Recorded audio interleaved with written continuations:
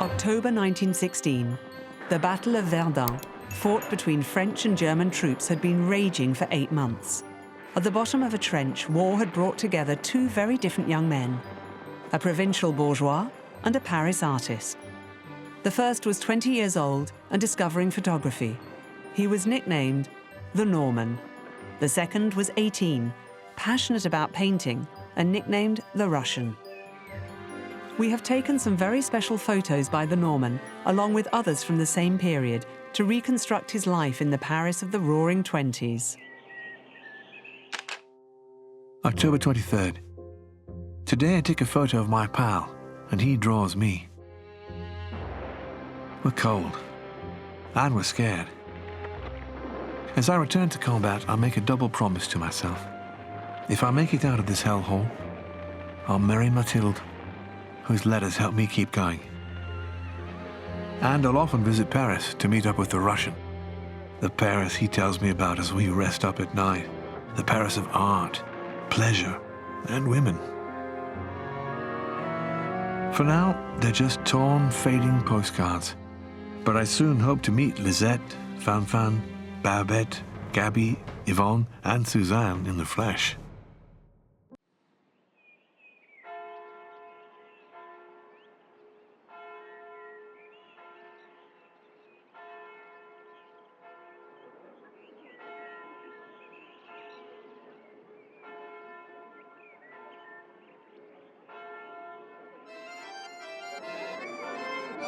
At last, I'm taking photos back home in Normandy, western France. I kept my promise, and Mathilde and I got married. The priest called it a fine marriage and thanked our respective families for what they do for the village and the parish. Mathilde's father made his fortune in chemicals, mine is a banker, and they both make regular donations to the church and the rowing club. After the wedding service, the few war-wounded present tell us that, as a couple, we must help to build a new world. We smile, because we keep telling ourselves that, after all those years of death, the birth of a child would symbolize a genuine return to life for me. The next day, I keep my second promise and head off to Paris to see Yuri. After 4 years of war and hardship, Parisians wanted to go out, eat, drink, and make merry. Montparnasse was in the vanguard.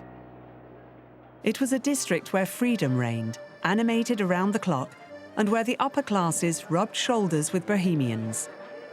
At the turn of the century, it began drawing artists from all backgrounds. Italians, Spaniards, Jews from Central Europe, and Americans fleeing prohibition in the United States. Names that are now famous thronged there: Modigliani, Picasso, Chagall, Soutine, Kissling.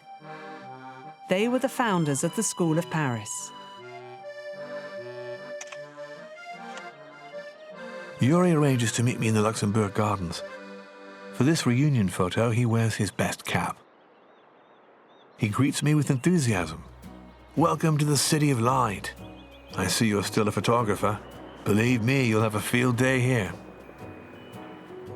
Yuri whisks me off to some art studios. In the middle of the nude models, he's in his element. The son of Russian Jewish immigrants who came to France before the war, he grew up in the neighborhood and everybody knows him. He has a part-time job as an elevator boy at the Samaritan department store to earn a few francs. But most of the time, he lives the Bohemian life in the art studios. Fantastic at drawing, but lousy at painting, he poses for me like a renowned artist. I adore his flippancy. This is Jules Pasquin, a Bulgarian, one of the faces of Montparnasse, an admired painter and renowned for his improvised parties. When he hears it's my first time in the district, he says, "Well, we've got to celebrate that." Within the hour, I have dozens of guests in my sights. Other painters, models, students, and even some hobos. They all claim to be members of Pasquin's gang, and he pays handsomely for all those invited. We head north to the Montmartre district. Pasquin says that in Paris, you must pay your respects to 3 hills: Montparnasse, Montmartre, and Montpuis. On the way, Yuri waxes lyrical. We don't want to spend our time weeping and grieving for the dead. We want to live, have fun, and celebrate life. And to celebrate life, you must celebrate women. We finally alight on the Boulevard de Clichy, outside a so-called rendezvous house, where Yuri is a regular visitor. It's the first time I've set foot inside of a brothel of any kind. I follow him in.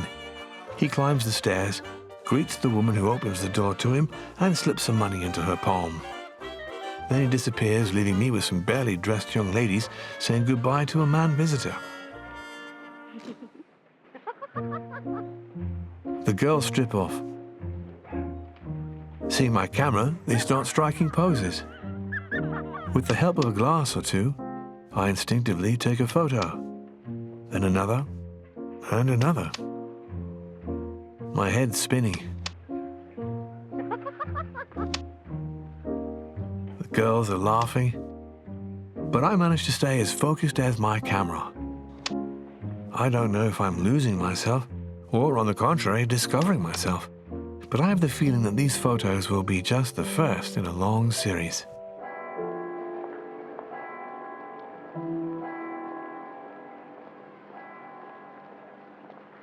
Life in Normandy is very different. We've moved into Mathilde's father's large house. She's his only heir. She keeps the place shipshape, overseeing the work of the servants and gardeners. I've declined to work with my father at the bank, and he says he understands. He finds me mentally fragile since my return from the war and lets me get on with my photography. My main source of inspiration here is the River Seine. Whenever I can, I stroll along the towpaths, trying to capture the plays of light and reflections on the river. Even when I'm with the others, my camera is always with me. People call me the photographer. I'm the man who makes memories. Mathilde knows how important photography is to me, and even agrees to a pose or two. I take pictures of our social life too, like the tennis tournaments my father organizes, where even the village priest poses as the bounding Basque, Jean Barotra, but also bathing, in the Seine for those who don't feel the cold, and the beach whenever we go for a day out at Le Havre. I never bathe. I just take photos of Mathilde with her friends, while trying to improve my framing. Our entourage pokes fun at me, but I know that I need photography, because my camera acts as a filter between me and reality, between me and the world. The picture postcard image of the happy couple with a comfortable lifestyle masks a deep sadness. Mathilde has been unable to get pregnant. At night, the world becomes hostile again, and I find myself back in the trenches. My sleep is interrupted with nightmares of explosions, wailing, and corpses. I'm unable to make love to Mathilde, despite the love I feel for her. Patriotic duty seems to have got the better of marital duty. Mathilde is patient and understanding. But this evening, as she plays this Bach cantata, I hear it as a cry for help.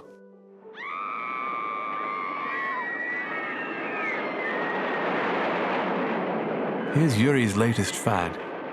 Luna Park, a huge funfair set up at Port-Maillot. The main attraction, that which draws the most people and screams, is the roller coaster, but also the dodgem cars. And the freak show, where the world's tallest man enjoys a smoke with the world's smallest woman. Everything is about fun and laughter, and the adults seem to rediscover their childhood again. My favorite attraction is the photo shoot. You have to hit the target with an air rifle. If you do, the target moves and takes a photo of you. Here's the result. I never thought I'd touch a gun again. But the art of photography can work miracles.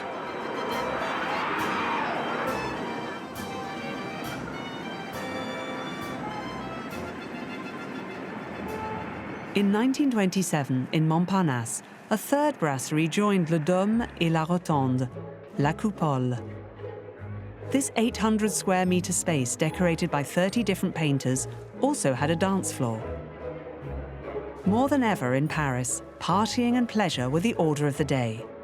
And it all began on the café terraces, where painters, writers, models and singers rubbed shoulders with students and women daring to go out on their own for the first time.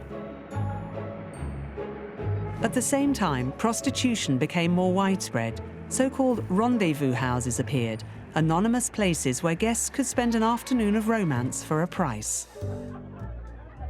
They coexisted alongside traditional brothels, while the number of cabarets also increased.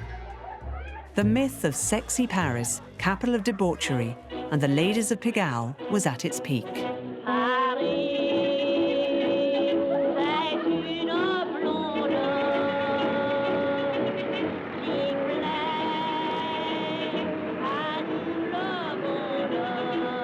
Whenever I visit Paris, it's the same routine.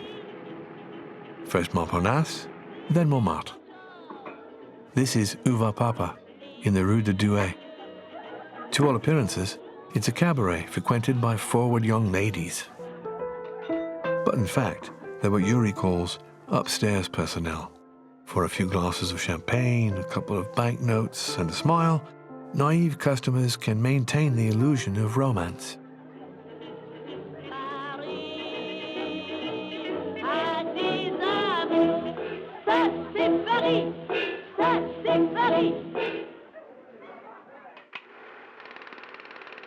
The Roaring Twenties were ambiguous years. From the outside, it looked as if Paris celebrated the emancipation of women who had learned to cope while the men were away during the war.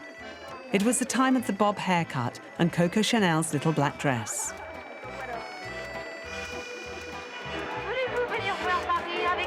And yet, French women were still unable to vote and needed their husband's permission to work. And when the media did show interest in them, it was usually to talk about housework and the revolutionary electric iron and washing machine. For the large majority, the women's status was that of housewife, despite the first protest marches in favour of votes for women.